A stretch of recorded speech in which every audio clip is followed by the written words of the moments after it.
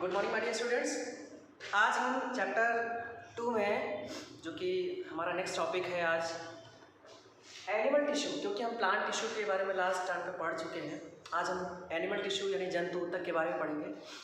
तो बेसिकली हमको पता है कि प्लांट्स और एनिमल्स का जो सेलुलर स्ट्रक्चर होता है, कोशिकीय संरचना होती है, वो एक दूसरे से बहुत ज़्यादा अलग होती है। बहुत ज़्यादा का मतलब हम इसलिए कह सकते हैं क्योंकि कुछ इंपॉर्टेंट सेल ऑर्गेनेल्स या कोशिकांग होते हैं जो जंतु कोशिकाओं में पाए जाते हैं, लेकिन पादप कोशिकाओं में नहीं पाए जाते हैं। या फिर हम कह सकते हैं कि कुछ ऐसे भी होते हैं जो पादप कोशिकाओं में पाए जाते हैं और जंतु कोशिकाओं में नहीं पाए जाते हैं। इस प्रकार से अगर सेल का सेलुलर स्ट्रक्चर या कोशिकीय संरचना ही अलग है तो सेल्स का ग्रुप यानी ऊतक यानी टिश्यू स्ट्रक्चर एक जैसा कैसे हो सकता है। मीन्स द एनिमल टिश्यू और the structure of animal tissue will be completely different from the plant tissue. ठीक है, तो आज हम इस वीडियो में डिस्कस करेंगे एनिमल टिश्यू के बारे में और देखेंगे कि कुछ बेसिक, पहली चीज़ तो हमको ये चीज़ पता होना चाहिए कि एनिमल टिश्यू का मतलब देखिए, टिश्यू की आपको डेफिनेशन जनरली पता है, the group of similar type of cells which are aggregated to perform a particular function, यानी समान प्रकार की कोशिकाओं का वह समूह जो एक पास आई है, किस लिए, किसी विशेष प्रकार के कार्य को संपन्न करने के लिए। ये क्या कहलाता है, ऊतक कहलाता है अथवा टिश्यू कहलाता है। ठीक है, अब हम बात करेंगे इसके स्ट्रक्चर्स की बेसिस पर, यानी हम पहले ये देखेंगे स्ट्रक्चर हम तब देखेंगे जब हम पहली बार सारे के सारे एनिमल टिश्यूज़ को एक दूसरे से क्लासीफाई कर लेंगे। पहले तो हम इसके टाइप की बात करेंगे और टाइप अगर हम देखें तो हमको दिखते हैं कुछ इस प्रकार से। तो इस प्रकार से हमको देखने को कुछ इस प्रकार की टेबल दिखती है, जिसमें हम लोग देखते हैं कि बेसिकली जो एनिमल टिश्यू है वो 4 पार्ट्स में डिवाइड किया गया है। That is epithelial tissue, connective tissue, muscular tissue, nervous tissue. बेटा हम इनके जो हिंदी नाम है वो हम धीरे धीरे बोलते जाते हैं और आप उनको नोट कर लीजिएगा, जो हिंदी वर्जन वाले बच्चे हैं। ठीक है, एपिथेलियल टिश्यू को हम लोग उपकला ऊतक बोलते हैं, कनेक्टिव टिश्यू को हम लोग संयोजी ऊतक बोलते हैं, मस्कुलर टिश्यू को हम लोग पेशीय ऊतक बोलते हैं और नर्वस टिश्यू को हम लोग तंत्रिका ऊतक बोलते हैं। तो बेटा ध्यान से देखेंगे, एपिथेलियल टिश्यू फिर से कुछ अलग अलग टाइप के टिश्यूज में डिवाइड है। यहाँ पर है स्क्वैमस एपिथेलियम, देखिए इसको हम लोग बोलते हैं उपकला ऊतक। उप का मतलब ऊपर की तरफ, कला मतलब मेम्ब्रेन, यानी किसी भी बॉडी पार्ट की जो ऊपरी लेयर होगी वो उपकला ऊतक की बनी होगी। ठीक है, ये यानी ये जो टिश्यू होगा, बेसिकली हम इनकी बात नहीं कर रहे हैं, ये टिश्यू होगा यानी इनमें से कोई एक टाइप आपके बॉडी ऑर्गन्स की ऊपरी लेयर को कवर करेगा, यानी कि आपके बॉडी ऑर्गन्स की सुरक्षा करेगा। तो हम कह सकते हैं एपिथेलियल टिश्यू और उपकला ऊतक को सुरक्षात्मक ऊतक के नाम से भी जाना जाता है, या फिर epithelial tissue is also known as protective tissue. तो यहाँ पर देखेंगे जो पहला टाइप है स्क्वैमस का मतलब होता है पपड़ीदार उपकला ऊतक। क्यूबॉइडल, यहाँ पर क्यूबॉइडल नाम से पता चल रहा है कि क्यूब के जैसे इसके स्ट्रक्चर्स होंगे, इसके सेलुलर स्ट्रक्चर्स होंगे, और यहाँ पर जो क्यूब के जैसे स्ट्रक्चर्स हैं, यानी इसको हम लोग बोलते हैं घनाकार उपकला ऊतक। यहाँ पे लिखा है कॉलमार, COLUMNAR, कॉलमनार यानी कि स्तंभाकार उपकला ऊतक, सिलिएटेड पश्चमाभी उपकला ऊतक, और लास्ट ग्लैंडुलर यानी कि ग्रंथिल उपकला ऊतक। तो आई होप कि हिंदी वालों ने भी ये नाम हिंदी में नोट कर लिए होंगे। बेटा यहाँ पे कुछ नाम आपको दिखेंगे, लेकिन इनके हिंदी नाम नहीं, इनके आपको इंग्लिश नाम ही लिखने होंगे। देखिए कनेक्टिव टिश्यू या संयोजी ऊतक में बेसिकली क्या होता है कि 2 तरीके का होता है ये। कुछ संयोजी ऊतक होते हैं जो लिक्विड होते हैं, कुछ ऐसे होते हैं जो सॉलिड होते हैं। तो लिक्विड वालों को हम लोग लिक्विड कनेक्टिव टिश्यू बोलते हैं और सॉलिड वालों को सॉलिड कनेक्टिव टिश्यू या फिर डेंस कनेक्टिव टिश्यू बोलते हैं। तो बेटा डेंस में देखिए, डेंस में आपके ये सारे आते हैं, areola, adipose tissue, tendon, ligament, cartilage और बोन। जो लास्ट वाला है ब्लड, ये आपका आता है लिक्विड कनेक्टिव टिश्यू में। ठीक है, लिक्विड कनेक्टिव टिश्यू में क्यों, क्योंकि ये खुद एक लिक्विड फॉर्म में पाया जाता है। हमारे ब्लड, कोई भी ऐसा बच्चा नहीं होगा जिसको ब्लड के बारे में पता नहीं होगा।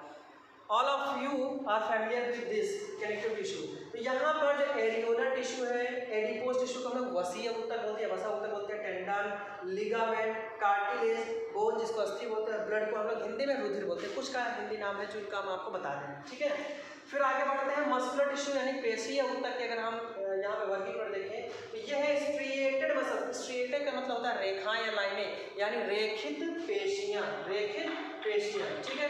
क्यों? क्योंकि ये जो पेशीय ऊतक है वो इन्हीं पेशीय कोशिकाओं से या मस्कुलर सेल्स से मिलकर बनता है, इसलिए हम यहाँ पर पेशीय कोशिकाओं का स्ट्रक्चर देख लेते हैं और उसी के आधार पर उस ऊतक का नाम रख देते हैं। तो बेटा ये होगा रेखित पेशियां। जहाँ पर स्मूथ मसल लिखा हुआ है, स्मूथ का मतलब हुआ चिकनी, अर्थात जिस पर कोई स्ट्रिएशन अथवा लाइनें ना पाई जाए तो इसको हम बोलेंगे अरेखित पेशियां। और यहाँ पर कार्डियक मसल से, कार्डियक बेटा वर्ड ही हमारे हार्ट से रिलेटेड होता है, तो हम यहाँ पर इनका नाम रखेंगे हृदय पेशियां। हृदय में से यह हटा दीजिए, हृदय पेशियां मतलब हृदय में पाई जाने वाली पेशियां। और नर्वस टिश्यू का तो आपको हिंदी नाम पता ही है, तंत्रिका ऊतक कहते हैं। तो बेटा हम लोग अब डिस्कस करते हैं जो फर्स्ट टाइप हमारा टिश्यू है, दैट इज एपिथेलियल टिश्यू। तो हम इसके बारे में बारी बारी जो इसके टाइप्स लिखे हुए हैं इनके स्ट्रक्चर देखते हैं। इनका स्ट्रक्चर देखने के साथ साथ ये कहाँ पर पाए जाते हैं, इनका फंक्शन क्या होता है, इसके बारे में स्टडी करते हैं। तो आइए,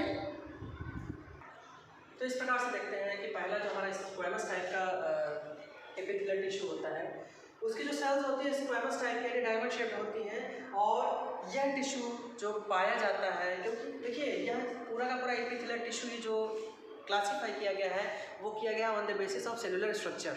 सेलुलर स्ट्रक्चर या कोशिकीय संरचनाओं के बेसिस पर पूरा का पूरा एपिथेलियल टिश्यू ही क्लासीफाई किया गया है या वर्गीकृत किया गया है। तो यहाँ पर हम कोशिकाओं का शेप और साइज देखते जाएंगे और उसके नाम और उसकी लोकेशन वो कहाँ कहाँ पाया जाता है ये देखते जाएंगे, ठीक है। जो पहला स्क्वैमस या पकड़ीदार उपकला ऊतक, इसकी जो कोशिका है वो डायमंड शेप आपको दिखेंगी, ठीक है। और यह टिश्यू पाया जाता है वॉल ऑफ बीवी। बीवी मतलब होता है ब्लड वेसल्स। बेटा ब्लड वेसल्स का मतलब होता है रुधिर वाहिनियाँ, जो आप आर्टरीज और वेन्स पढ़ते हो।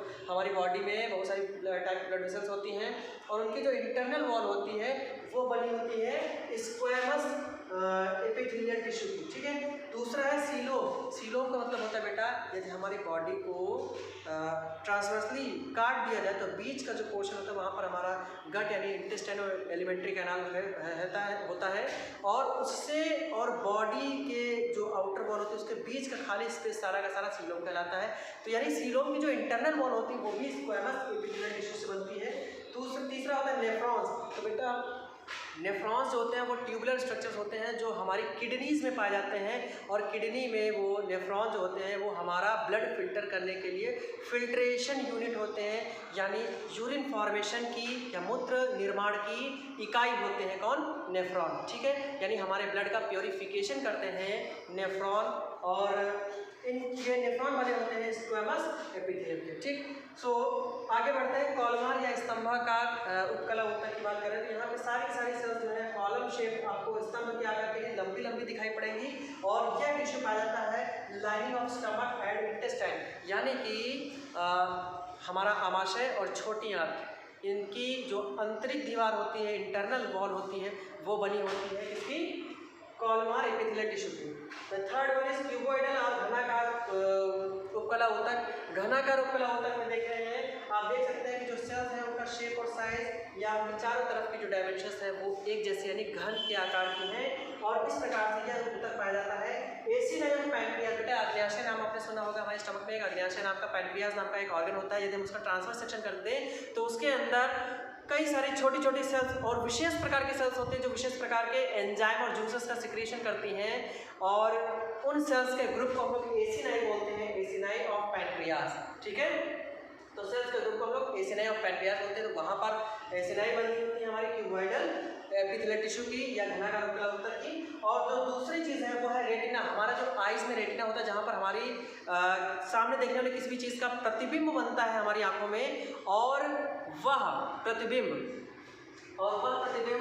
जहाँ बनता है उसको रेटिना बोलते हैं। पर्दे जैसा होता है भाग और उसकी अपर लेयर बनी होती है क्यूबॉइडल एपिथेलियल टिश्यू, ठीक है।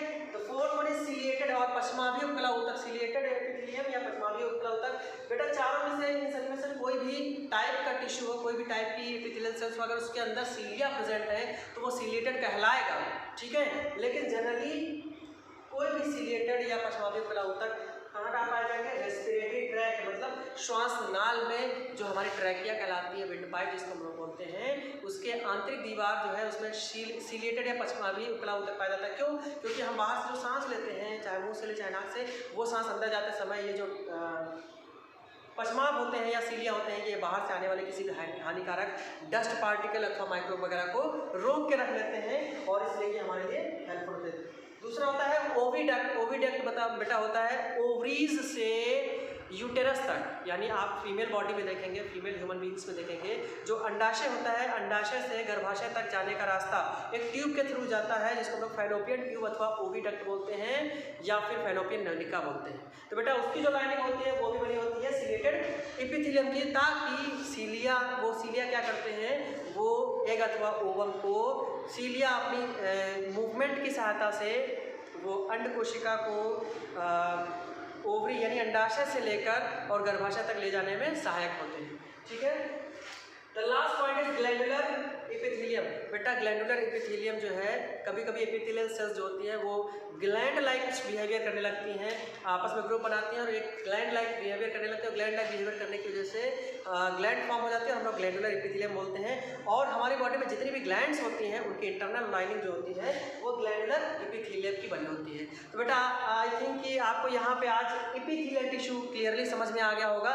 और अगर अभी भी कहीं पर कोई कंफ्यूजन हो रहा है आपको, then you can message me. I'll try my best to answer all your questions.